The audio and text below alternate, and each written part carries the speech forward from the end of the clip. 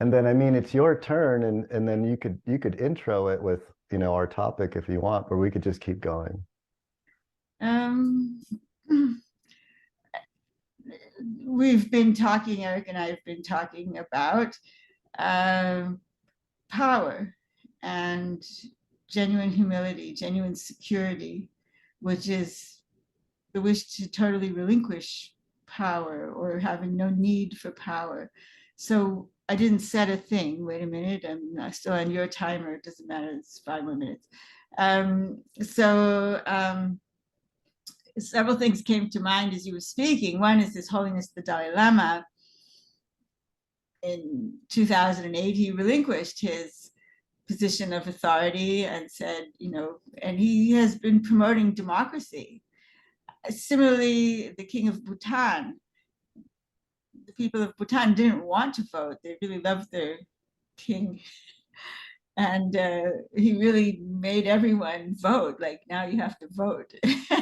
so, so there's a democratic government in exile for the Tibetans, and Bhutan has been transitioning or has transitioned to a democracy. And it's this relinquishing of power and wanting to give power to the people. That's one thing that came to mind. The other thing is that came to mind is that wonderful story about Chuang Tzu. Maybe you know. Oh, I should pause. I forgot. Well, let me reflect that back with what it is that I've grasped.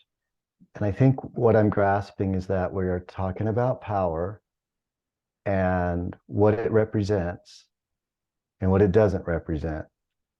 And as an example, you were presenting the simple monk, which is the Dalai Lama, and how he, in 2018, I believe, made the decision to relinquish his power of authority.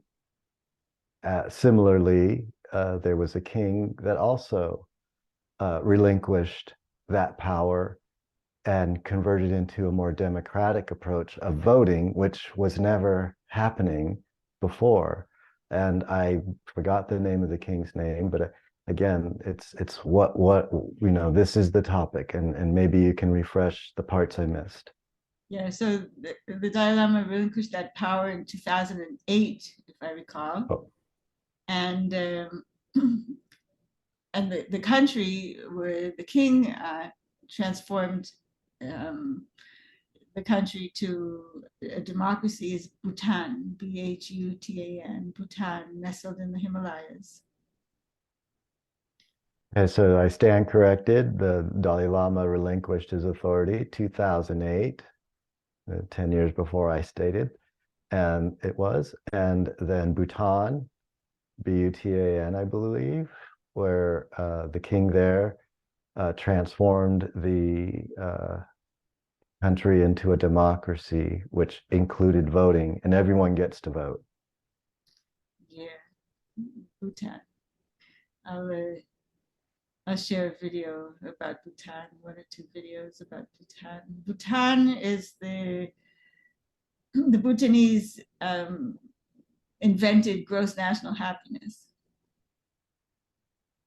Not sure if I heard that. The Bhutan invented a rose national. Mm.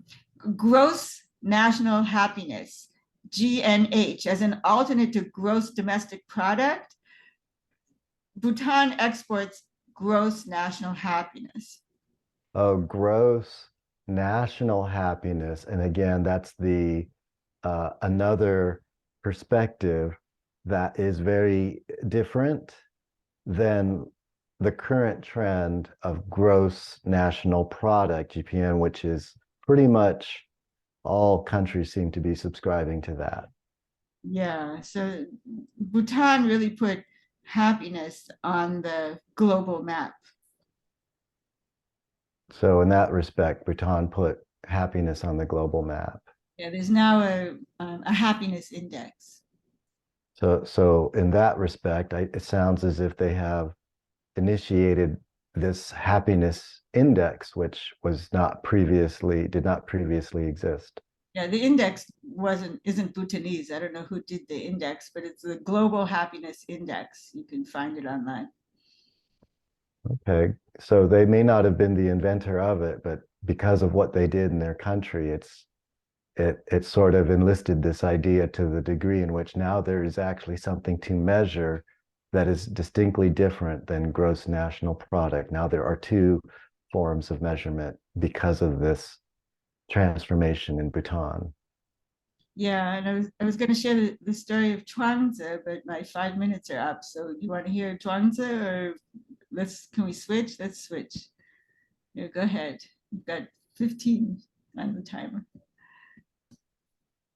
Okay, well, thank you, Janna, and for sharing. And on my mind is a bit of recap what I was saying because I feel very connected to it.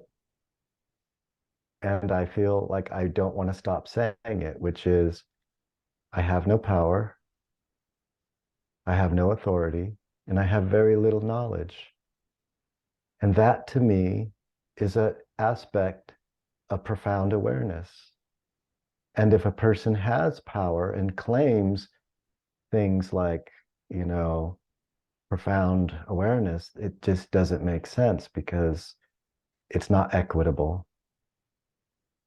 So you're sharing something that you feel very strongly about that's very important to you, which is your statement that you have no power, you have no authority, and you have very little knowledge. And let's see. And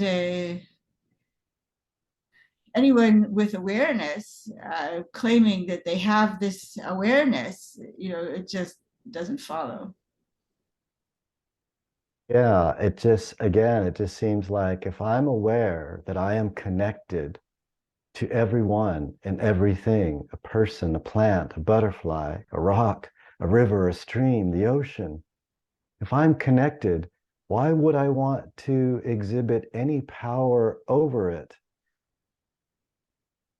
So Is the question in my mind.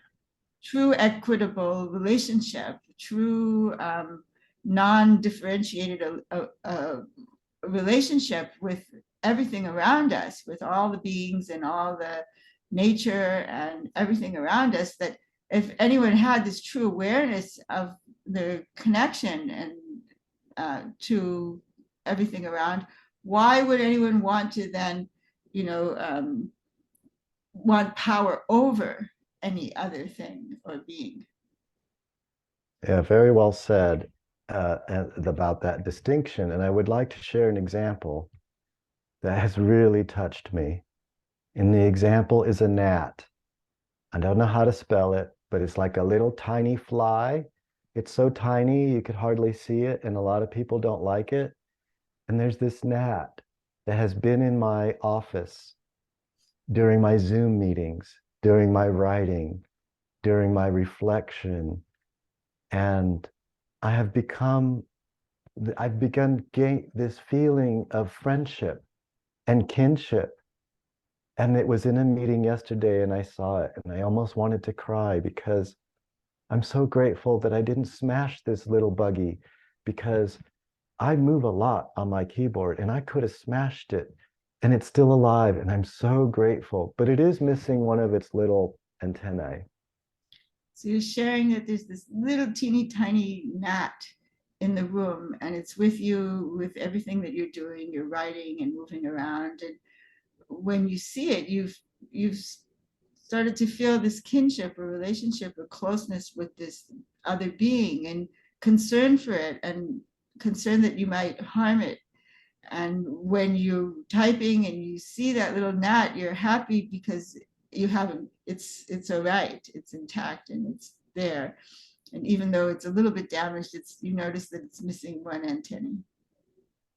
Yeah, and it just, even in this moment that we're talking, I just saw it fly from one side to the other of the screen above it. And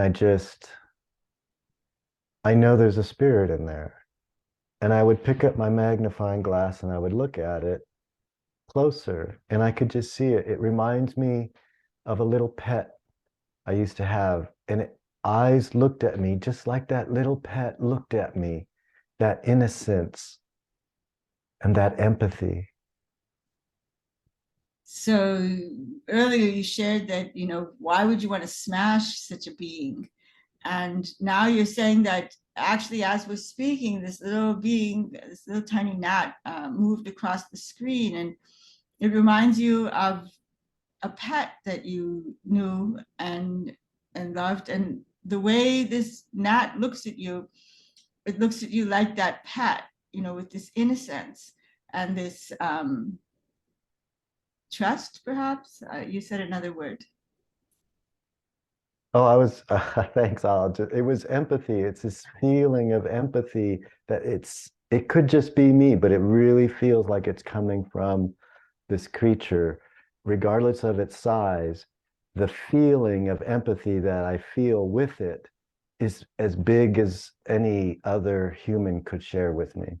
So the other word was empathy. And you're saying that it could be from you, empathy that you have, but it feels as if the empathy is coming from the gnat, and that you have this feeling of this sense of feeling with this other being.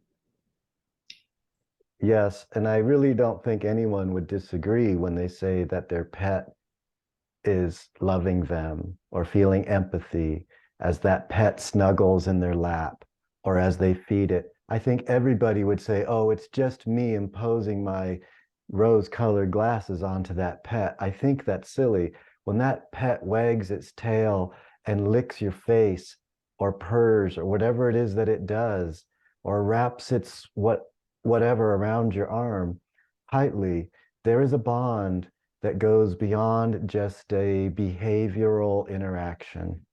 So you're sharing that pets, these are not your words, but pets express their feelings, and that they do have empathy and caring, and they show their emotion. They show it by wagging their tail or by purring or by wrapping themselves closely around us. And there's no question that's not a projection of rose-colored glasses onto the object, onto the pet, but we're actually perceiving the love and affection of the pet towards us.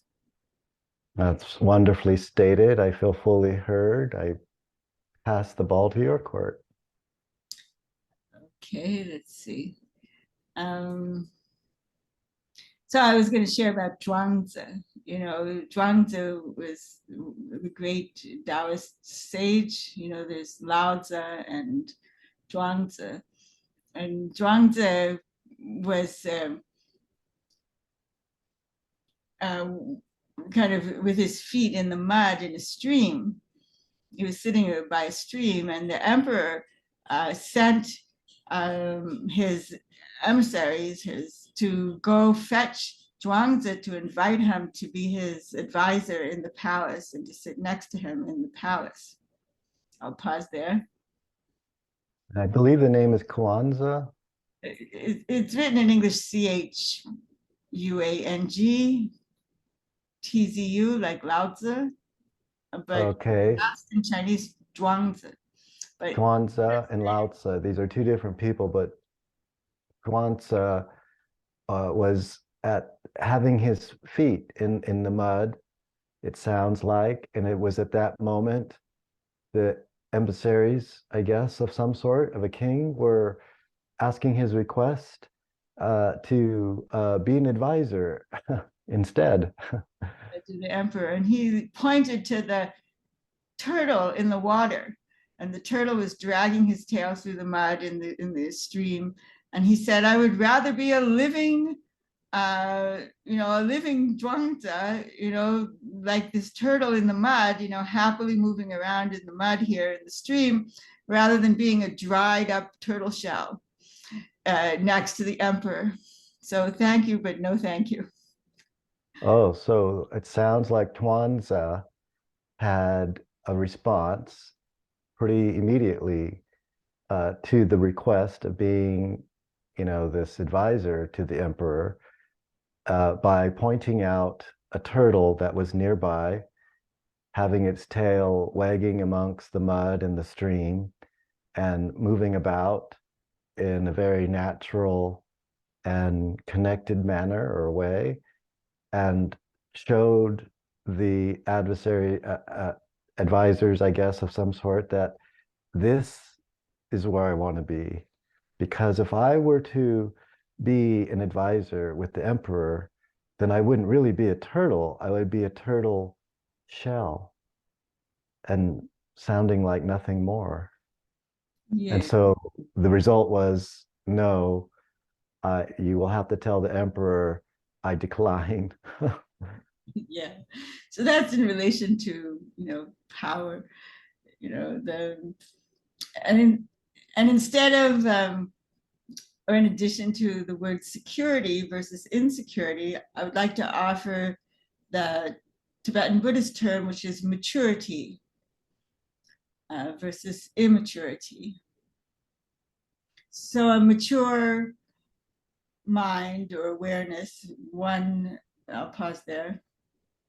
Oh, okay. Thank you for pausing. And so, in reflection back to what I'm hearing you say, is that I believe earlier I was using the phraseology of secure and insecure, and you are offering an alternative to insecure and secure to immaturity and maturity as a way of identifying this conscious awareness. But I'm not sure if that was the term you used.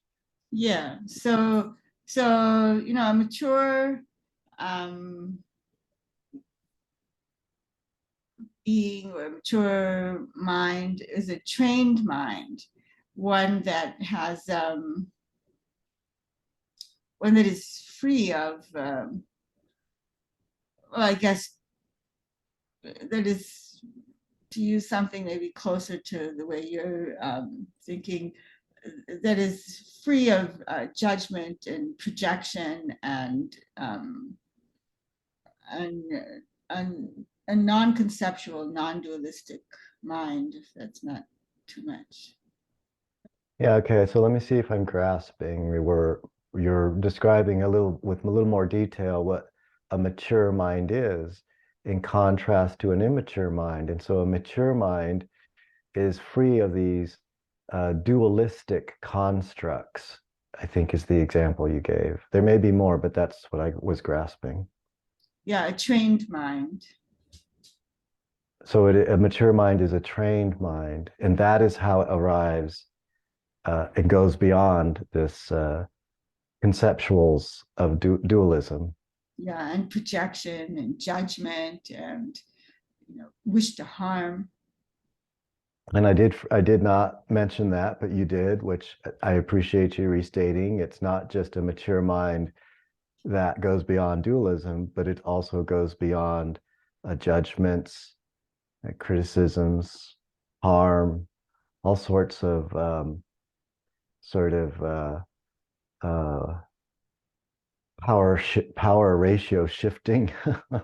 Right. I use the term projection because I, for years, have used the analogy that you brought up of rose-colored glasses and versus dark glasses, projecting all goodness onto an object or projecting all badness onto an object. Right. Again, I hear you restating and clarifying about projection and how that is a very uh, it's an aspect that you feel that you want to make clear, and using the analogy of rose-colored glasses as a way of projecting rose-colored, dark-colored glasses is a very easy way to grasp the idea of what projection is. Yeah, and I feel fully heard. And go ahead. Thank Okay, you. thank you.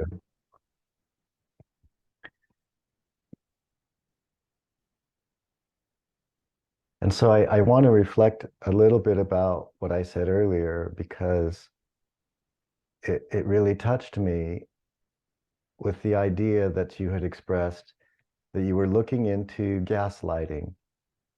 And when you were looking into it, you discovered narcissism.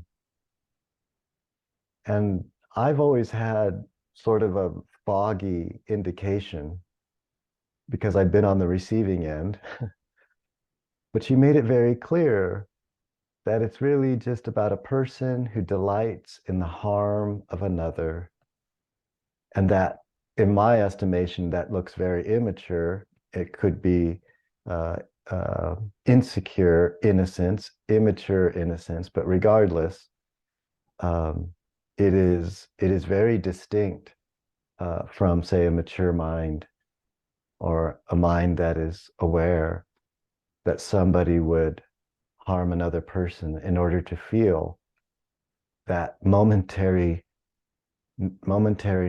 of power, because it's a never ending cycle of hunger. So you're sharing about the insecure person who is gaslighting, and you found it interesting that by exploring gaslighting, I ran into narcissism, and that you're sharing that an immature, insecure person. Um,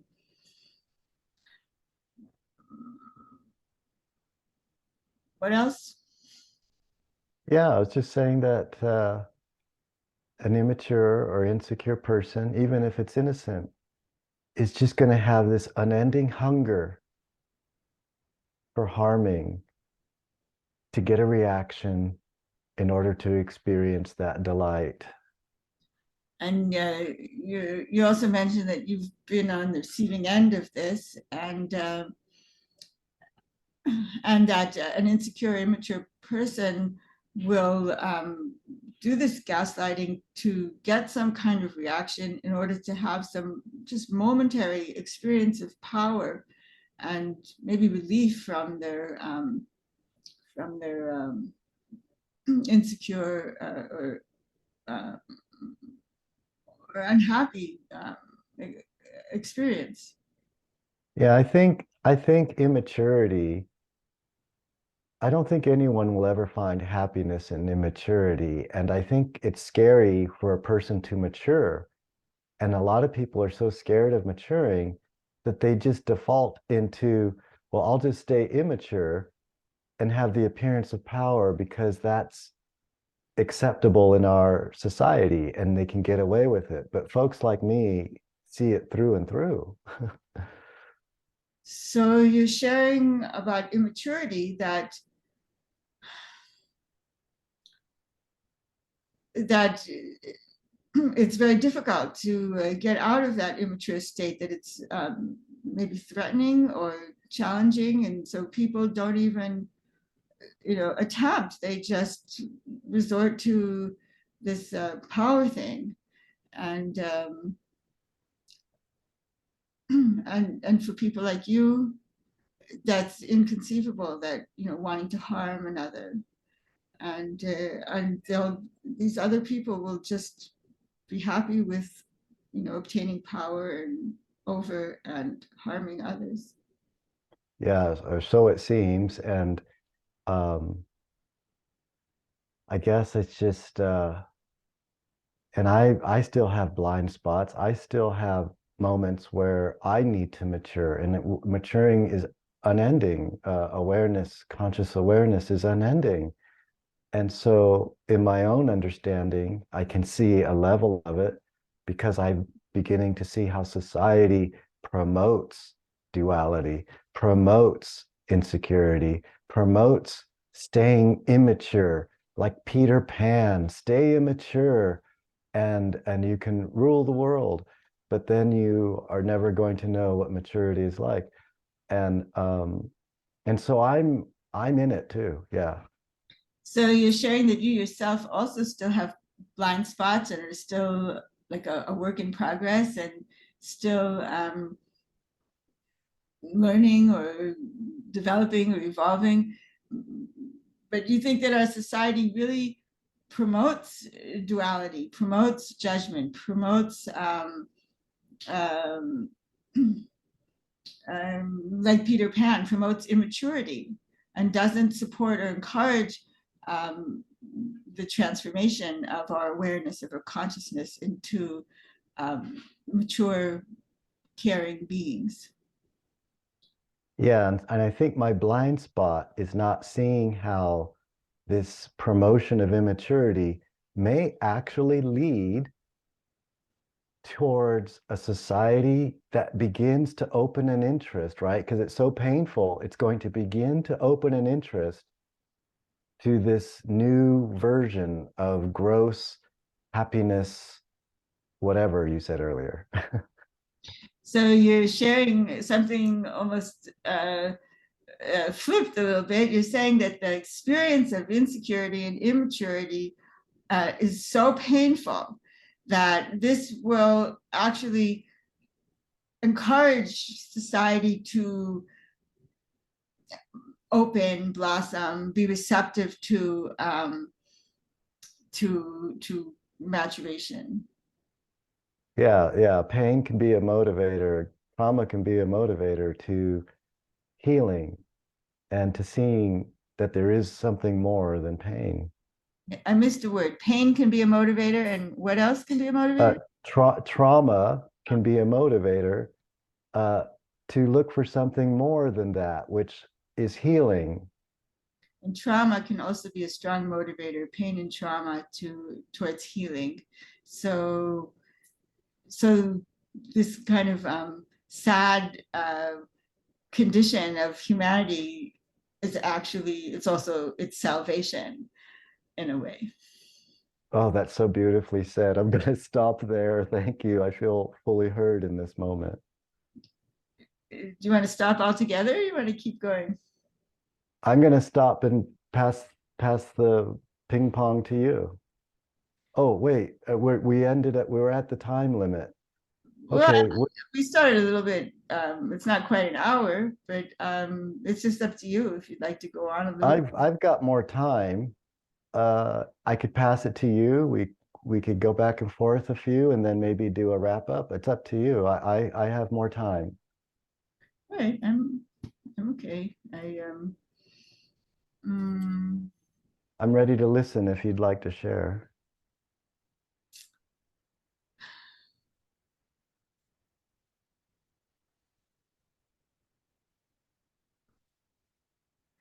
so not everyone in power.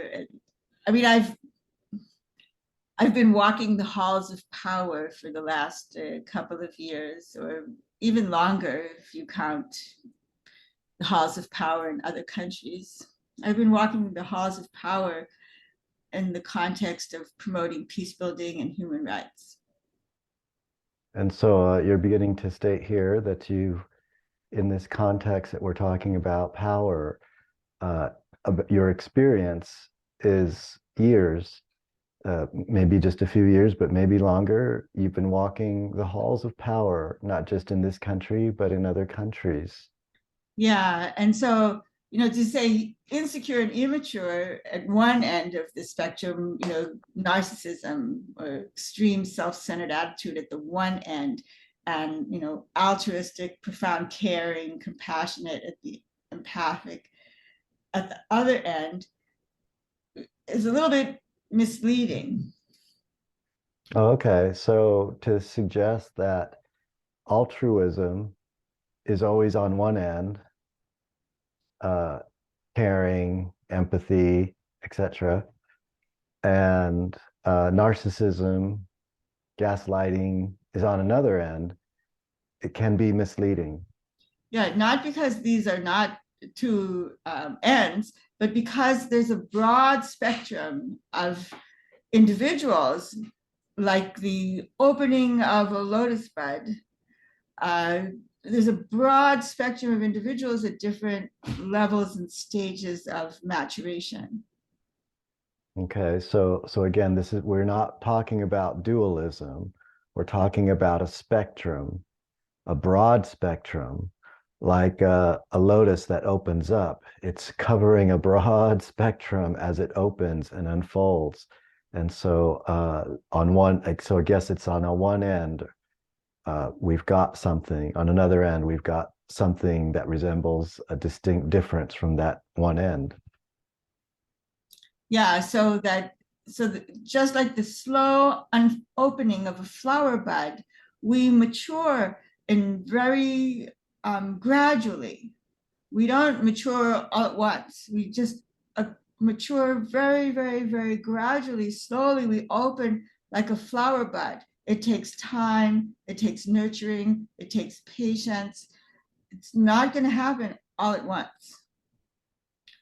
Okay, so again, I hear you restating that uh, us humans or beings mature with a gradual incline, like a flower bud that opens gradually. And as it opens gradually, it matures. And we are doing something very similar in our maturing of who we are. Yeah. And so in those halls of power, you find the whole spectrum of humanity. Yeah.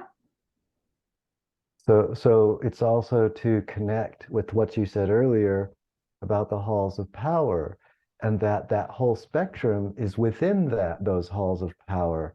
That spectrum of humanity is there.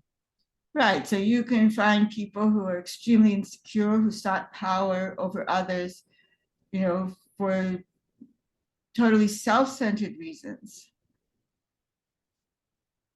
And so there could be people in those halls of power that are there specifically for seeking and have sought, um, power for a very specific reason. I'm not sure if I got that. Yeah, when I say halls of power, it can be authority broadly, anybody in a position of power. Okay, so halls of power is a broad term. Anyone in a position of power for any sort. Yeah. Yeah, and but they're going to be very sincere, very well-meaning, kind individuals that are also in positions of authority over others. And so you're saying that there can be uh, sincere, very kind people that could be in positions of power over others. Yeah, and I think so there are different things that we can do to support and strengthen and empower individuals who are well-meaning in order to transform our predicament. Okay, so it sounds like you are aware, because of your experience, that there are different things that can be done to support individuals in positions of power that are well-meaning and kind and have that outlook in relation to their power. Yeah, and I feel heard. Okay, great. Yeah. Um, where to go from here? Well, my mind is beginning to feel blank. And this blank feeling in my mind is something that I once used to fear, but now I know it's not something to fear. It's really an expression of a deeper sense of life and meaning. So now you're uh, kind of feeling a blank in your mind.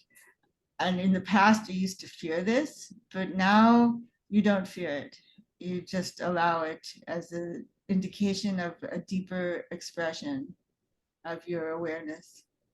Yeah, and it's just what I'm hearing in this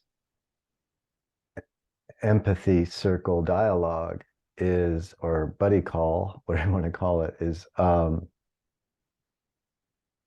it resonates so much that I'm beginning to feel safe and I'm beginning to feel like I don't need to be freaking out. And you're expressing appreciation for this empathy buddy call, and that as we're sharing and listening, you're feeling safe and you're realizing that you don't need to be frantic or flustered or anything. Yeah, and it's a lot of times I feel like I have to shout from the mountaintop, hey, something's not right here when there's not equity and there's not diversity and there's not inclusion and there's not compassion and there's not empathy. I'm like, come on, people. But it's like we said at the beginning, I could shout as much as I want. It won't change anything because some people are just going to enjoy me being in this state of anxiety and um, what do we call urgency. They're just going to enjoy it because they see I'm being unstable. But as I talk, all of those unstable parts of me are just kind of, it's like the dust is settling.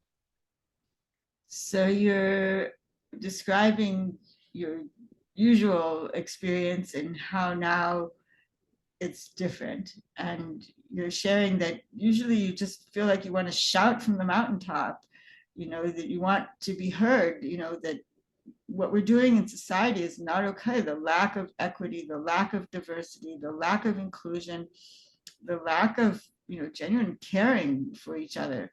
Um, is so disturbing.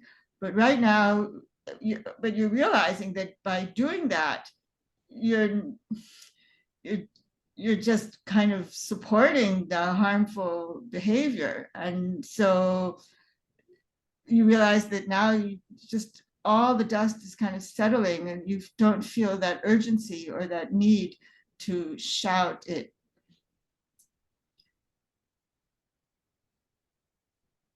Yeah, just I don't feel an urgency. I feel like I'm not sure how to explain it, but like when another conscious being is at that same level of awareness or is grasping that similar conscious state of connectivity, of empathy, of whatever you want to call it, I feel like I'm not alone.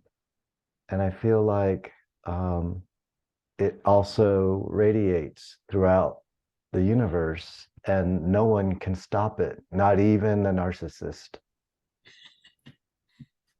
So you're sharing that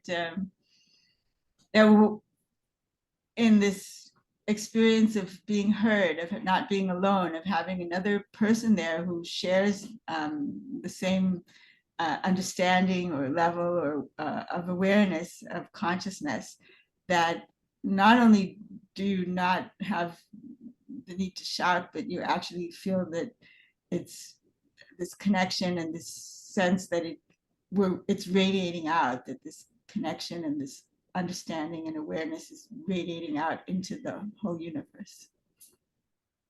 And I think it's okay to reiterate, hey, it's radiating out from an invisible depth, and no one can stop the ethereal depth. Nobody. It's going to keep radiating out. And I know that this is the depth, this is the place that I want to live. And it's the place that a lot of people call home. They don't realize it, but this is where home is. It's a state of mind.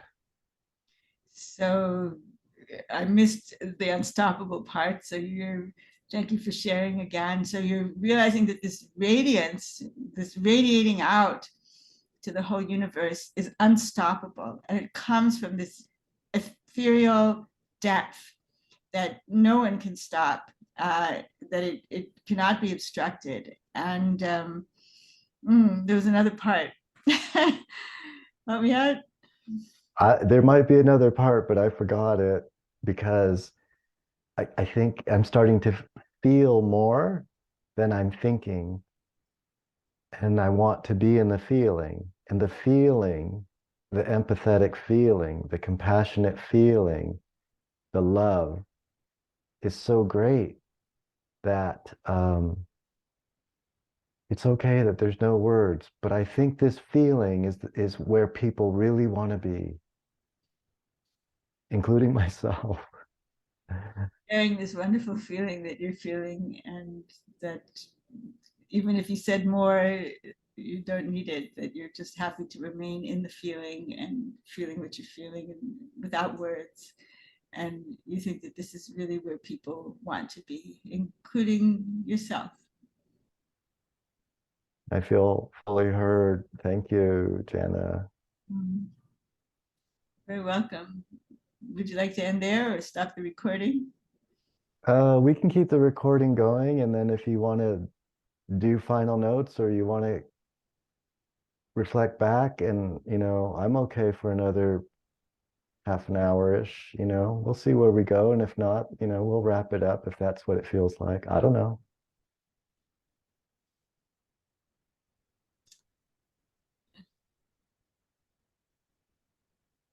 Hmm.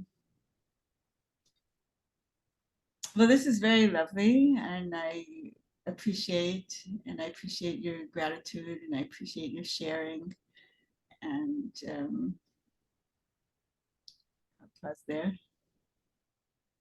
Yeah, I hear you saying that you're having a lovely experience and you're very appreciative. You have gratitude and gratitude for the conversation and hearing where I'm coming from. Yes.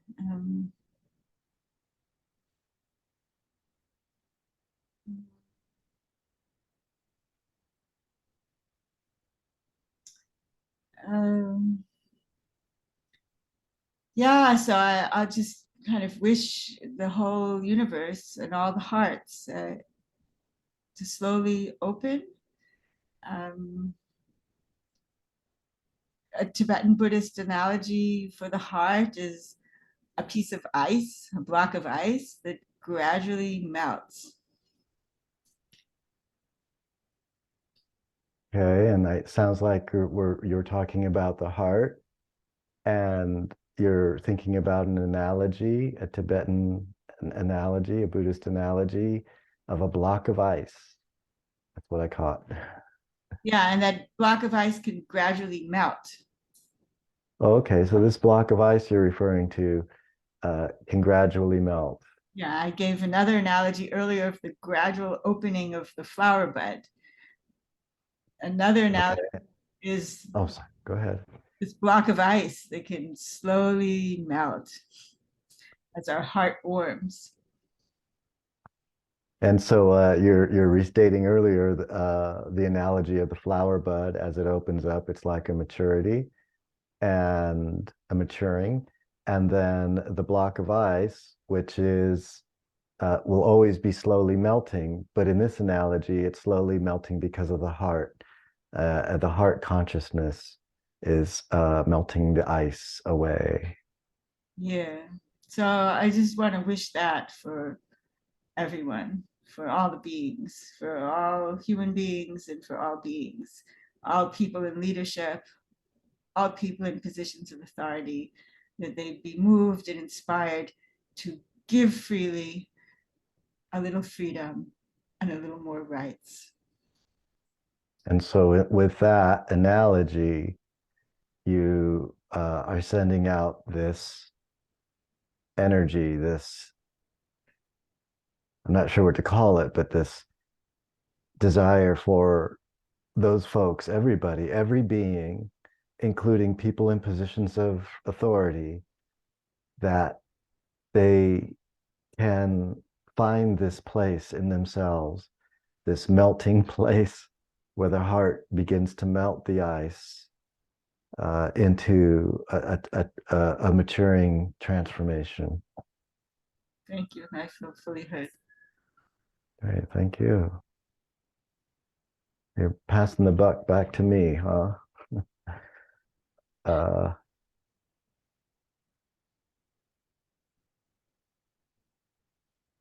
so I know we've talked about our thoughts and experiences of authority, but I also want to say that kind of reiterate from earlier why I was saying that I have no authority because I'm in a position where I've got a lot of counts against me that illustrate I have no authority. I have a criminal record. I have done things that people would consider ill behavior and, all kinds of things that would resemble, say, a bad person. So you're talking about why it's important for you to assert that you have no authority, because indeed you have no authority. You have a record that would be considered a bad, the record of bad person, having done things that are not acceptable in society or perhaps. Yeah. Yeah, and I know that there's many people that have done really bad things but have avoided detection. But I'm not, I'm transparent. I'm okay. Um, I think that I'm okay because that's not me anymore. But if I hadn't had those experiences, I wouldn't understand what narcissism and gaslighting is. So to an extent, I have had to have lived and embraced that to understand it, but I'm not embracing it now. So you're sharing that you're no longer the person that you were and who did those things, that you've changed and you came from a place of narcissism and gaslighting. So you can relate and you can understand, and you're no longer that person. So you have no problem being transparent and being open about that. Yeah, yeah, and I feel fortunate because I don't think my gaslighting and narcissism was really this lifetime. It may have been another. Um, but I have to say I'm also, I'll just stop there. So you're saying you're not sure that the gaslighting and narcissism in you was from this lifetime. It may have been from a previous lifetime. Yeah, because this lifetime seems to be so much more about um, being abused, being oppressed, and being marginalized. So you're sharing that this lifetime is really much more about being abused and being oppressed and being marginalized and being at the receiving end of gaslighting. Yeah, and that these experiences and trauma is my conceptualization of what the meaning of these experiences um, has really, through the process of what we call healing, has really taught me so much. And I've become so aware that I cannot distinguish my healing from these events. While these events make me sad, that was the catalyst of wanting to heal. And I can see so much more. I know that if I was not traumatized, I would not see the profound nature of life the way that I do. So you're experiencing some appreciation and gratitude actually for having been through all of this trauma, because had you not experienced this trauma, you would not have been motivated or wouldn't have experienced the change from that, the growth out of that. So yeah, exactly. And I wouldn't give away one for the other because to give away one would I wouldn't have the other. So I'm at a place where I'm beginning to see like a full circle of connectivity that is all kind of just it's all okay.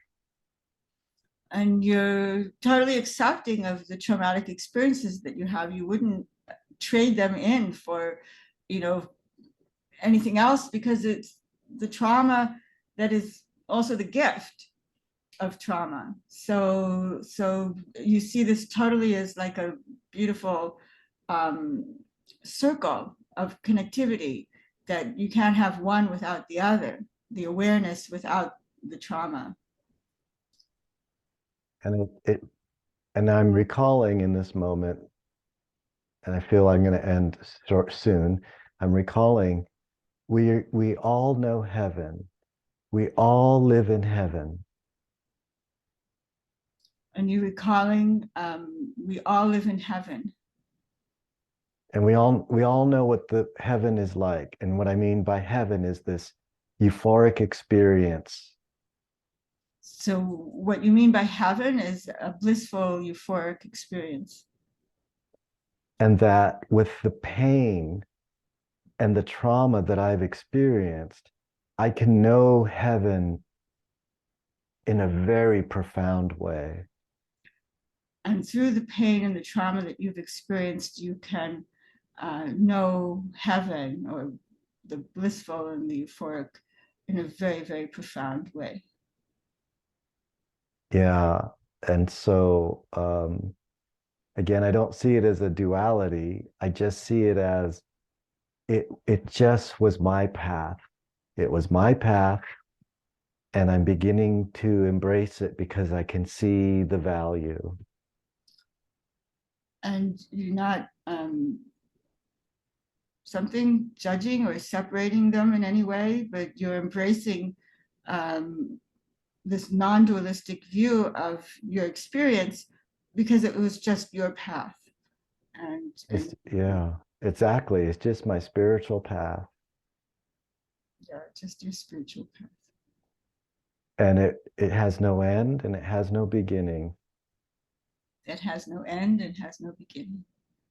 So wherever I'm at now is just where I'm at now, and where I'm going, it's the unknown, and I can't wait to go there. And wherever you're at, that's where you're at, and wherever you came from, wherever you're going, it's just wherever arises, and it's all right. That's so wonderfully said. Thank you, Janna, for listening, and I feel complete. Um, so I think I'd like to stop in another 4 minutes. Yeah. You want to just open up to talking for a few Yeah, minutes? we can open up to our closing thought thinkings. It doesn't have to be exactly 4 minutes. Would you like to share your closing? Well, the idea to record is kind of precious, and to share this conversation with others. So yeah, so I hope this is of benefit to countless others. Thank you for all that you shared, and thank you for this buddy call. Maybe I should just add to anybody who watches this video this far to the end that we didn't do it in the traditional timed way of taking turns, like after 5 minutes or 4 minutes each, or even after 15 minutes each, but we left it kind of open until the person was ready to stop. So that's different from the usual buddy call empathy circle. And that's all I'll say for now, and maybe there'll be more. Yeah, I mean, I've been experiencing so many profound and grounding conversations, and none of them are recorded. And I'm just getting to the point where it's like, oh my God, look, I wish I would have recorded that. I mean, I was talking about so many things in these other circles. I'm like, I feel it would be such a wonderful thing to share. And so you're right. That's exactly where I was coming from, is like, I really enjoy sharing, is really part of my path. Writing a blog, sharing my intimacy of my experiences and how I view things. It's really part of my path. And so it just made sense. And I'm so grateful that you were open to the idea. It's such a spontaneous idea. My hair isn't even manicured, and my nails, and the set designer was out of town and everything. So this is like very spontaneous and real. And people, including myself, I want realness in life. I want real profound connection. And so that's why the idea came to me, because I want it and I want to share it.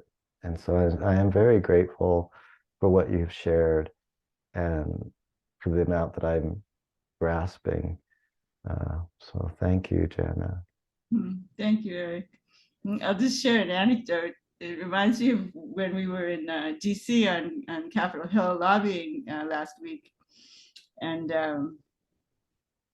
we went to some meeting, and the staffer asked, where are you from?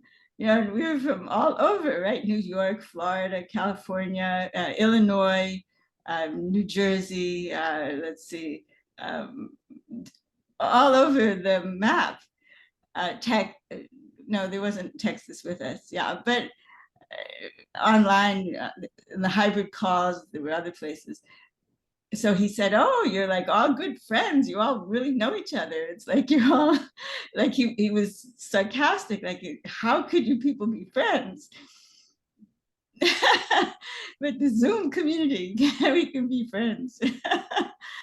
Yeah. Yeah, it definitely opened the doors to another level of connection, uh, and all kinds of things. But definitely, um, it's nice that of all the murkiness of Zoom and the murkiness of life, that everyone can rise above it, or maybe the murkiness can settle and we can see our true nature and make that connection. And I get such a profound feeling. I've made connections with people I never thought, not so much on Zoom, but just in life. I mean, I've seen people have such really dark attitudes. Well, I have a little bit of a dark attitude, but really just angst and protective against anything that comes their way. And I thought, oh God, that person will not be my friend. And then they have an experience, um, a spiritual awakening. And all of a sudden, I'm like, oh God, I just want to be with them. I want to embrace them. And so those moments, it's like a little light goes on, and I say, geez, Eric, even if you don't like a person, it's not that you don't like that person, you don't like their state of consciousness. And when their state of consciousness changes to their true nature, their authentic self, whatever you want to call it, because these words are just floating around left and right. We don't even know it's not about the words. It's that, my goodness, whatever it is that they're exuding in their energy, I want to connect. But before, whatever they were exuding in their energy, I was running away. And I'm just amazed. It's the same person, it's just a different state. And it's like, okay, that means no one will ever be my enemy. And I love it. That means I'm starting to understand that I can embrace everyone when the state of mind affords that connection. The Dalai Lama says two things. He says sometimes it's a good idea to run. And he says whenever you see, two eyes, a face, you recognize a human being, you should run towards, right? Anyone who is suffering, who's experiencing any kind of pain, when you see another human being, run towards that, to be helpful, to be kind, to be, so, he himself had to flee a country.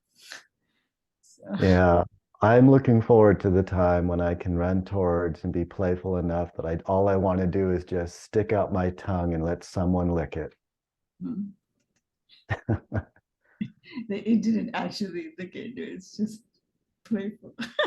I'm just being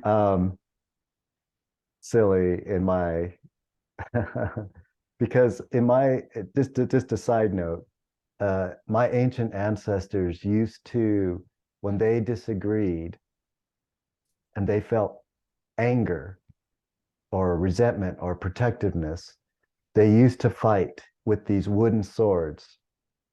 Now, the Romans claim that they invented it. They did not. It's clearly, Roman Empire did not invent the wooden sword, but they definitely took it up. And basically, what the wooden sword is, it's a sword that's so thick and so clumsy that you can actually not kill a person or really hurt them. And my ancient ancestors only wore like a thing around their waist. So they were practically nude with these swords, and they were using them as a way to display their disagreements. But as they began to tire, they started noticing things that they started connecting, and they put the swords down. And it's such a beautiful story. And I remember one of my ancient ancestors, and there's actually a pictograph, there's an illustration drawn to illustrate this. And the priest, the high priestess, was showing a foreigner, hey, I know you disagree with me, but let me show you what we do with disagreements. Here's my sword, here's my wooden sword. And the person didn't understand, and they immediately took their real sword and plunged it through him and killed him. And so to me, this is a story about how when a person isn't ready, you could have a wooden sword, you could be embracing them. It's like you said, the Dalai Lama said, you just run, just go away. Or as you said earlier, just be a gray rock. Just be a gray rock. They're just not ready. So you can't teach them when they're not ready to be taught. You're just going to have to be a gray rock. And that was a really tough lesson to learn. And it was really sad to have to see that in my earthly generational history, because I go beyond my earthly generational history. This is just one little story, one little narrative of my consciousness. And when I leave here, I'm going to have another narrative of my consciousness.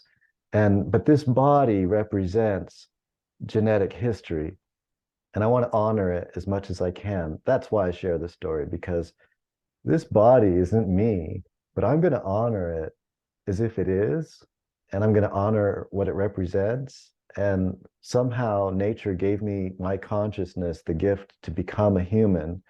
And that's just, oh my, what a gift. What a gift. And I'm beginning to see how at some point I will have to just put closure on this. And I'm beginning to acknowledge, because I know there is, a before, a present, and after. They're all the same thing, but I know I'm going somewhere on my path. And I know this is just part of it. So I know that it's okay to relinquish this body and let its particles disintegrate and then reconfigure into another newborn body. That's the most amazing thing. All these particles are just energy. They're just energy. And it's just such an amazing universe, a spiritual universe, that when you start to see it, you realize that the material, time, space, and matter universe is just such a grain of wonderment in comparison.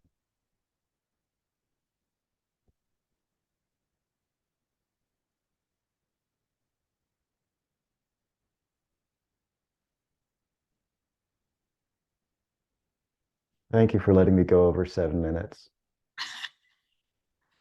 I didn't check that.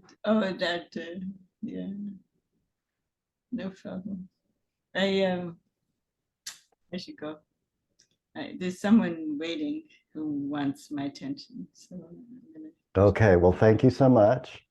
I will let you get going, and I hope all goes well. And if you need to apologize, you can apologize on my behalf for the person that had to wait.